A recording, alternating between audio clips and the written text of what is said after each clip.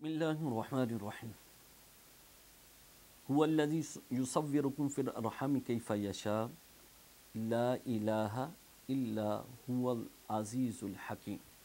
وہی ہے جو ماں کی پیٹوں میں جیسے چاہتا ہے تمہاری صورتیں بناتا ہے، اس کے سوا کوئی معبود نہیں، وہ زبردست ہے، حکمت والا ہے۔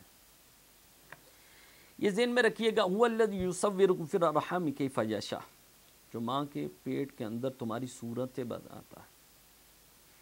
کہ وہ دیکھو کہ کسی کا کالا بن، کوئی گورا، کسی کا قد چھوٹا، کسی کا قد بڑا، کسی کے ہاں بیٹی پیدا ہوئی، کسی کے ہاں بیٹا پیدا ہوا، یہ وہ مالک کی مرضی ہے۔ ہم کسی پر اعتراض نہیں کر سکتے، کیونکہ انسان کا مصور جو ہے وہ میرا رب ہے، اس کو بنانے والا میرا رب ہے۔ اگر ہم یہ کہیں نا کہ تیرے ہاں بیٹیاں ہی پیدا ہوتی ہیں، اس پر اعتراض کرتے ہیں، تو اس پر اعتراض نہیں، رب پر اعتراض ہے۔ کوئی اپاج پیدا ہوتا ہے تو ہم اس کو کہتے ہیں تو اس طرح کا، کوئی نبینا پیدا ہوتا ہے ہم کہتے ہیں تو نبینا ہے، تیرے اندر یہ عیب ہے۔ ہم اس کے اوپر اعتراض نہیں کر رہے، اپنے رب پر کر رہے ہیں۔ اگر رب تجھے اسے ایسا بنا دے تو پھر یہ ذہن میں رکھنا، رب کے فیصلے ہیں، وہ تقدیر ہے جو لکھ دیتا ہے، جو ماں کے پیٹ کے اندر صورتیں بدلتا ہے۔ حضرت عبداللہ ابن مسعود رضی اللہ تعالیٰ عنہ سے روایت ہے کہ نبی کریم صلی اللہ علیہ وسلم نے ارشاد فرمائے کہ تم میں سے ہر ایک کی خلقت اس کے ماں کے پیٹ کے اندر 40 دن تک جمع رہتی ہے، پھر وہ خون کے لوتھڑے کی صورت اختیار کر لیتی ہے، پھر وہ گوشت کے لوتھڑے میں بدل جاتی ہے، پھر وہ گوشت کے لوتھڑے یعنی بوٹی کی شکل اختیار کر لیتی ہے۔ جب وہ بوٹی کی شکل اختیار کرتی ہے تو اللہ تبارک تعالیٰ فرشتے کی طرف وحی فرماتا ہے۔ کیا فرماتا ہے؟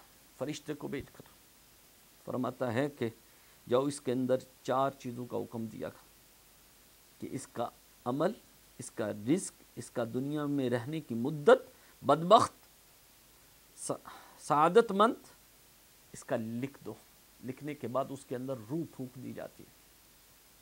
یعنی یہ تقدیر اللہ پہلے رکھ دیتا ہے کہ اس بندے نے کتنا عرصہ دنیا میں رہنا ہے، اس نے کتنے اچھے عمل کرنے، اس کا رزق بھی اللہ لکھ دیتا ہے۔ لیکن یاد رکھنا، کئی جگہ پہ اللہ تقدیریں بدل بھی دیتا ہے۔ اگر تم اچھے کام کرو گے تو اللہ تبارک تعالیٰ تمہاری تقدیر کو بھی بدل دے گا، یہ ذہن میں رکھنا، اللہ تقدیر کو بھی بدل دے گا، ٹھیک ہے نا۔ اللہ تبارک تعالیٰ کرم فرمائے، مہربانیاں فرمائے، اللہ ہمیں اپنے نیک لوگوں میں شامل فرمائے، اللہ ہمیں بری موت سے محفوظ فرمائے۔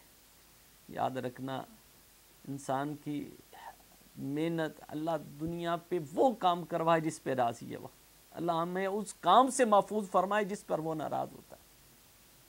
تو یہ اللہ کی بنائی ہوئی تخلیق ہے، یہ انسان کو اللہ نے بنایا ہے، اس کا بنانے والا میرا رب ہے۔ یہ صورتیں، حضرت انسان کی صورتیں بنانے والا میرا رب ہے۔ تو اللہ نے اپنی صورت پہ انسان کی صورت بنائی ہے، تو یہ عظیم صورت اور سب سے احسن چہرہ اللہ نے حضرت انسان کو عطا فرمائے۔